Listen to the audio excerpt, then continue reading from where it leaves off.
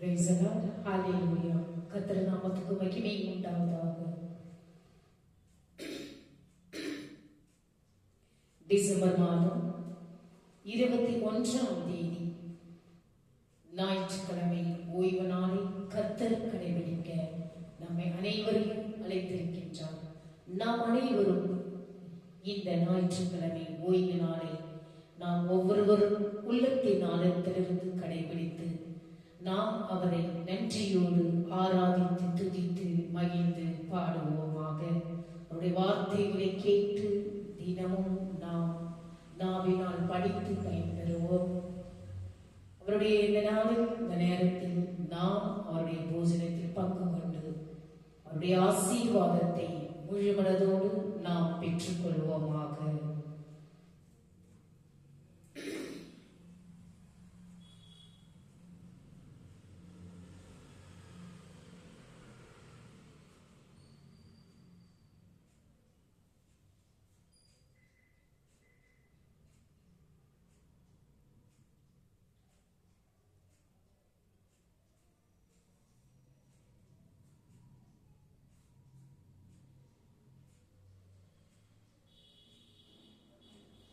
இன்றைய நாளில் நான் உங்களுக்கு கொடுப்பது ஆண்டவருடைய வார்த்தை.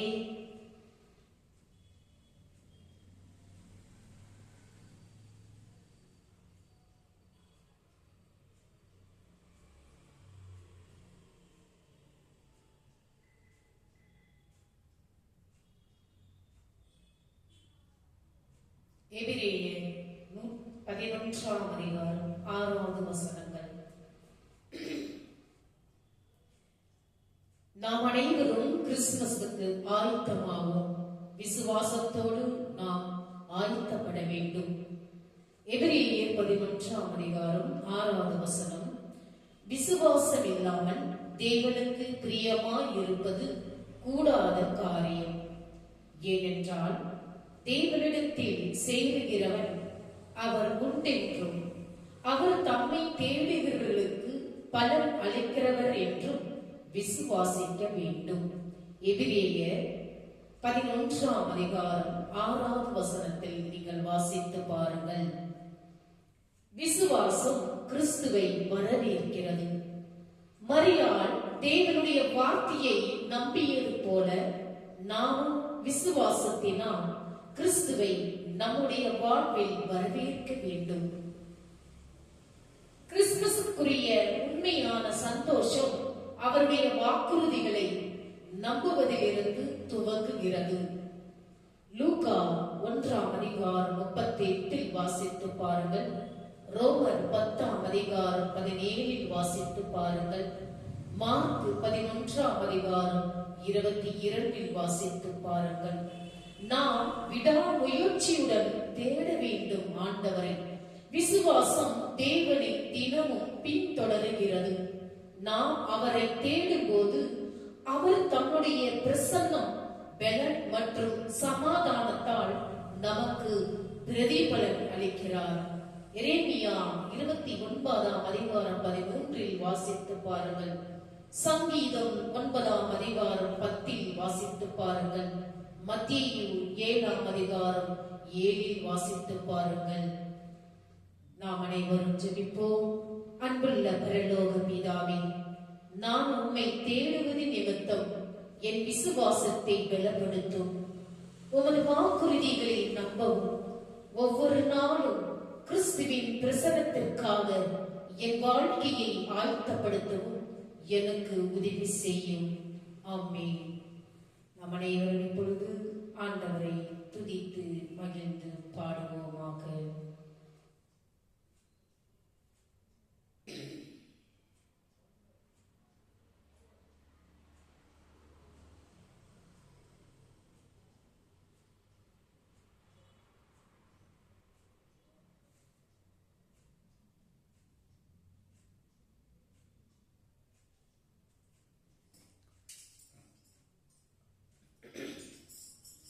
தீபாவளி தீபத்துக்கு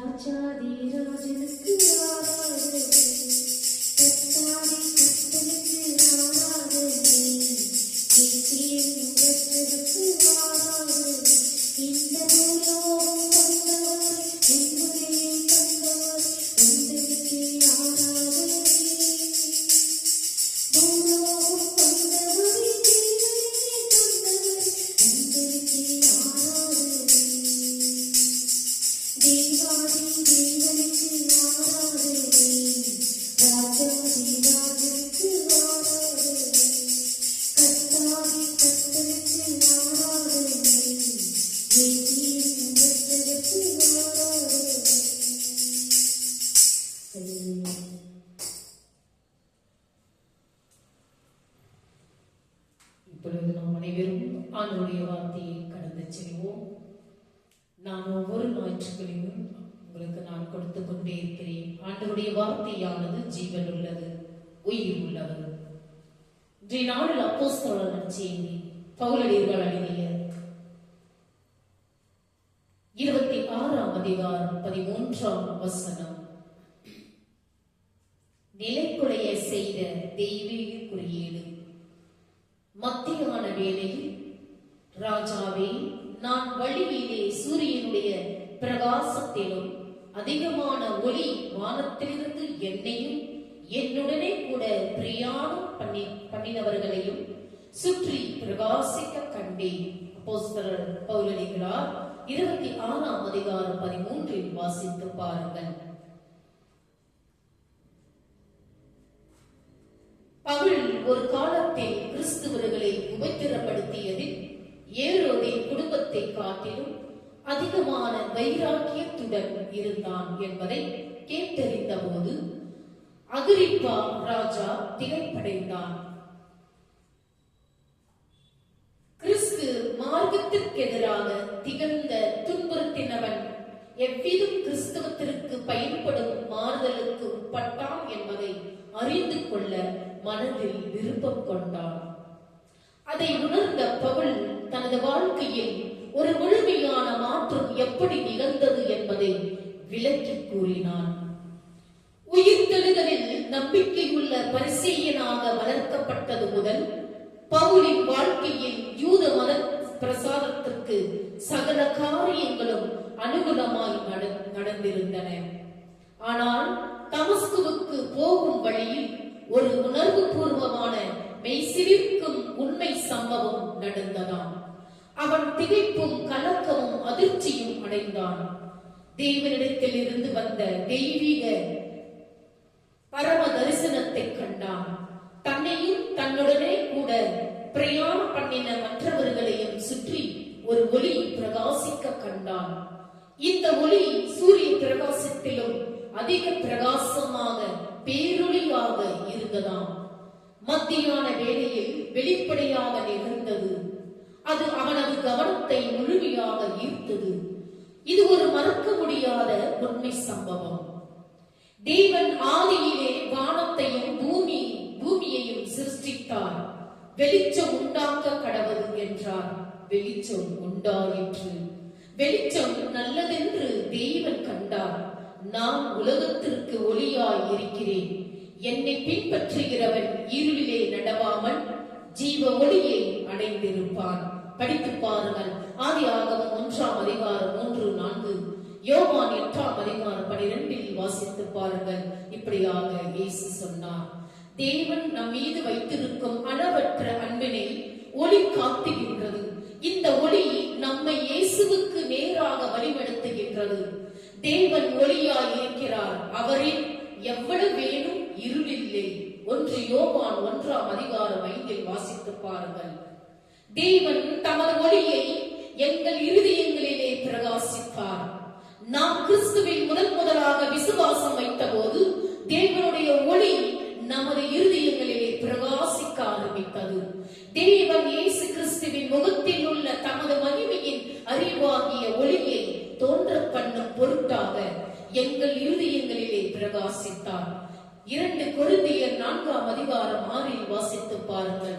யோவான் 1ஆம் அதிகாரம் 14இல் வாசித்து பாருங்கள். தமஸ்குவுக்கு போகிற பாதையிலே அப்போஸ்தலனான பவுலடிகளார் கிறிஸ்துவின் ஒளியை கண்டார். அந்த ஒளியில் இயேசுவை கண்டார். அந்த நாள் முதல் அவன் வாழ்க்கை அடியோடு மாறிவிட்டது. படித்து பாருங்கள். பவுலடிகளுடைய வசனம் 9ஆம் அதிகாரம் 3, 5, 22ஆம் அதிகாரம் 6, 26ஆம் அதிகாரம் 13 வாசித்து பாருங்கள். வயல்வெளியில் தங்கியிருந்த மேய்ப்பர்களுக்கு இயேசு கிறிஸ்துவின் பிறப்பு முதலாவது அறிவிக்கப்பட்டது. கர்த்தருடைய மகிமை அவர்களை சுற்றிலும் பிரகாசித்தது. அவர்கள் மிகவும் பயந்தார்கள். லூக்கா நற்செய்தி 2ஆம் அதிகாரம் 9 வாசித்து பாருங்கள். ஆனால் அவர்கள் யாரும் கீழே விழவில்லை. பரலோகத்தில் இருந்து வந்த ஒளி தெய்வீக தலையீட்டை குறிக்கிறது. தேவனின் பிரசன்னத்தை குறிக்கிறது. தெய்வீக நேரடி சந்திப்பை குறிக்கிறது. இது பவுலின் வாழ்க்கையிலும் செயல்பாட்டிலும் ஒரு முக்கிய தருணத்தை குறிக்கிறதாம். இயற்கை அப்பாற்பட்ட வெளிப்பாட்டை குறிக்கிறது. இயேசு கிறிஸ்துவின் உண்மையையும் அன்பையும் இரக்கத்தையும் வெளிப்படுத்துகிறது. அப்போஸ்தலனான பவுலடிகளார் கிறிஸ்தவ விசுவாசத்தின் கடுமையான எதிரியாக இருந்து கிறிஸ்துவின் ஆதரவாளராக மாற்றப்பட்டான். பவுலை நிலைக்குலைய செய்த இந்த திடீர் தெய்வீக சந்திப்பு பவுலுக்குள் உண்டான ஒரு ஆழமான மாற்றத்தை எடுத்து காட்டுகிறது. பவுலின் தனிப்பட்ட அனுபவம் ஒரு பெரும் நிகழ்வின் விரிவாக்கம் மட்டுமல்ல, குறிப்பாக யூத மத சூழலையும் கிறிஸ்துவின் உயிர்த்தெழுதலின் தாக்கத்தையும் புரிந்து கொண்ட அகிரிப்பா ராஜாவையும் மற்றவர்களையும் எதிரொலிக்க செய்யும் ஒரு பிரகடனமாக வெளிப்பட்டது. விசுவாசிகளாகிய நாம் அனைவரும் நமது சொந்த நம்பிக்கையின் ஆழத்தையும் நம் ஜீவியத்தில் மாற்றம் விளையச் செய்யும் ஆற்றலையும் நமக்கு உணர்த்தும் தெய்வீக வெளிப்பாட்டின் அடையாளமாகவும் திகழ வேண்டும். தேவனுக்கு மகிமை உண்டாவதாக. நாம் இப்பொழுது அனைவரும் ஆண்டவருடைய வார்த்தைகளை கேட்டோம். ஆண்டவருடைய பிறப்பின் வருகை முன்னிட்டு நாம் அனைவரும் ஆயத்தமாவோம்.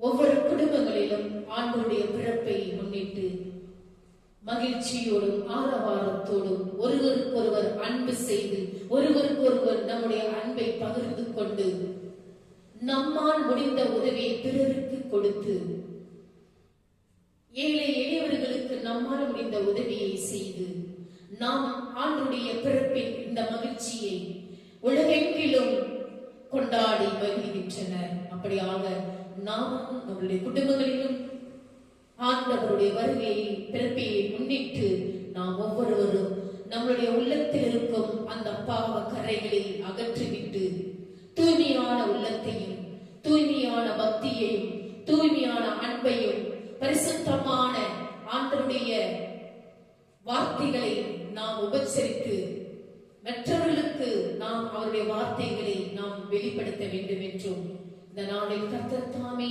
உங்களை ஒவ்வொருவரையும் ஆசீர்வதிக்க காத்துக் கொண்டிருக்கின்றார். அப்படியாக இந்த நேரத்தில் நாம் அனைவரும் காணிக்கைக்கு கடந்து செல்வோம். காணிக்கை பாடல்களை பாடி மகிழ்விப்போம்.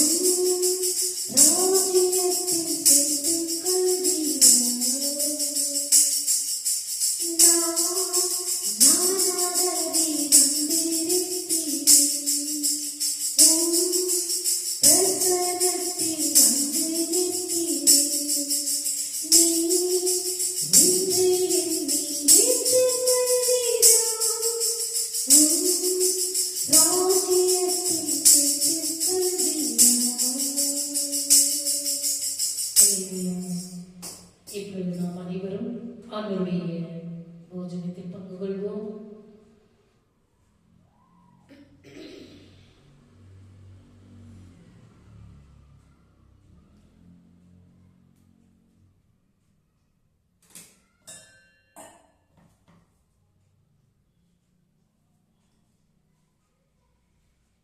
வானகத்தன்னே, நீர் மெய்யாகவே தூயவர், புனிதர்க்கெல்லாம் ஒன்று.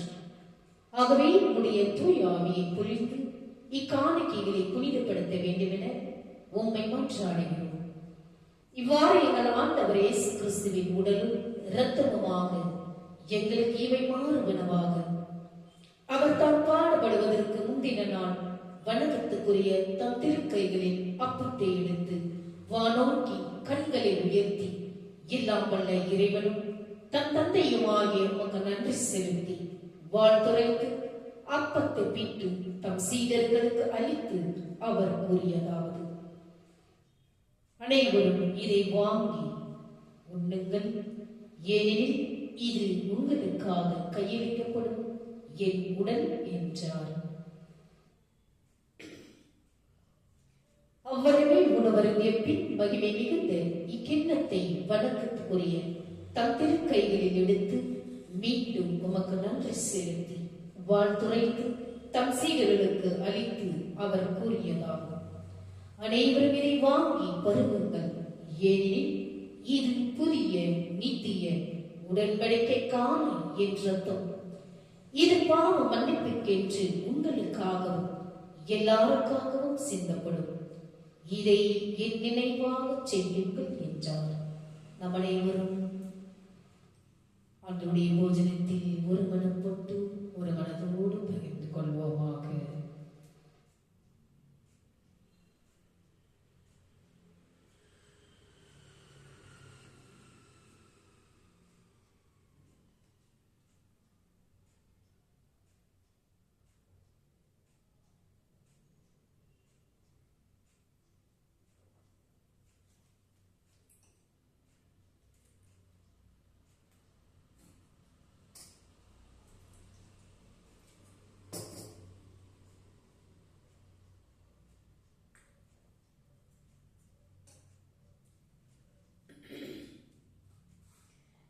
நன்றியோடு அவரை நாம் துதித்து பாடுவோமாக.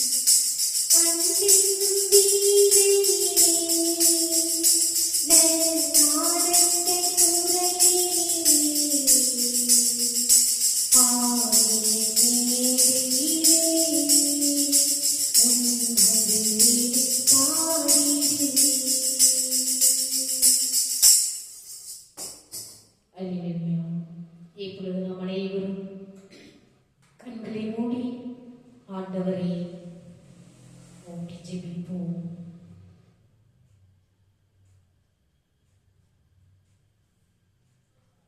கிருபை உள்ள பரலோக பிதாவே, பவுல் என்று பின்னர் அழைக்கப்பட்ட சவுல் தமஸ்குவுக்கு செல்லும் வழியில் அடைந்த மாற்றத்தை நினைவு கூர்ந்து உமது வல்லமை மற்றும் கிருபையின் பிரமிப்பில் நாங்கள் உமக்கு முன் வருகிறோம். நீர் அவருடைய கண்களை குருடாக்கி அவருடைய இருதயத்தோடு பேசியது போல உமது சத்தியத்திற்கு எங்கள் கண்களை திறந்து உமது அன்பை ஆழமான முறையில் எங்களுக்கு வெளிப்படுத்தும். குறிப்பிடத்தக்க மாற்றம் தேவைப்பட்டாலும் கூட எங்கள் பழைய வழிகளில் இருந்து திரும்பி இயேசு கிறிஸ்துவை பின்பற்றுவதற்கான உமது அழைப்பை முழு மனதுடன் ஏற்றுக்கொள்ள எங்களுக்கு தைரியத்தை அருளும். அன்புள்ள கர்த்தாவே, கிறிஸ்தவர்களை வெறுத்த சவுல் பவுலாக மாற்றம் பெற்ற பின் அவர்களை நேசிக்க தொடங்கினார். அவர்களை துன்புறுத்தி சிறை கம்பிகளுக்கு பின்னால் வைத்தவர் தானே துன்புறுத்தப்பட்டு சிறை கம்பிகளுக்கு பின்னால் வைக்கப்பட்டதை அப்போஸ்தலர் புத்தகத்தில் வாசிக்கும் போது நாங்கள் பெரிதும் ஊக்குவிக்கப்படுகிறோம். அவருடைய ஆவிக்குரிய வாழ்க்கையின் வழியிலும் மிஷனரி பயணத்தின் வழியிலும் இடையூறுகளும் தடைகளும் இருந்தன. ஆனால் பவுல் எல்லாவற்றையும் நம்முடைய கர்த்தரும் மீட்பருமான இயேசு கிறிஸ்துவின் நாமத்துக்காகவும் புகழ்ச்சிக்காகவும் செய்தார். மேலும் தனது வாழ்க்கையின் முடிவில் அவர் நம்பிக்கையுடன் கிறிஸ்து எனக்கு ஜீவன், சாவு எனக்கு ஆதாயம் என்று கூறினார். பவுலை போல பிரகாசிக்கவும் உமக்கு ஒரு வல்லமையான சாட்சியாக இருக்கவும் பரிசுத்த ஆவியின் அபிஷேகம் எங்களுக்கு தேவை. இயேசுவின் வெளியேற பெற்ற நாமத்தில் ஜெபிக்கிறோம் எங்கள் ஜீவனுள்ள நல்ல பிதாவே, ஆமென். என் ஆத்துமாவே கர்த்தரை ஸ்தோத்திரி, என் முழு உள்ளமே அவருடைய பரிசுத்த நாமத்தை ஸ்தோத்திரி. என் ஆத்துமாவே கர்த்தரை ஸ்தோத்திரி, அவர் செய்த சகல உபகாரங்களையும் மறவாதே. நாம் அனைவரும் கண்களை மூடி ஜெபிப்போம். ஆண்டவருடைய ஆசீர்வாதத்தை பெற்றுக் கொள்வோமாக. நம்முடைய ஆண்டவராகிய இயேசு கிறிஸ்துவின் கிருபையும் பிதாவுடைய அன்பும் பரிசுத்த ஆவியினுடைய அன்யோன்யம் ஐக்கியமும் நம்மோடும் நம்முடைய குடும்பத்தோடும் யாரெல்லாம் இந்த யூடியூப் சேனலை பார்த்துக் கொண்டிருக்கின்றார்களோ ஆண்டவருடைய வெளிச்சமானது உங்கள் மேலும் உங்கள் குடும்பத்தின் மேலும் பிரகாசமடையத்தக்கதாக ஆண்டவர் வருமற்றும் உங்கள் மேல் சந்தோஷம் சமாதானம் என்றென்றும் நிலைத்திருப்பதாக. ஆமென். May God bless you. ஆண்டவர் உங்களை ஒவ்வொருவரையும் ஆசீர்வதிப்பாராக. ஆமென்.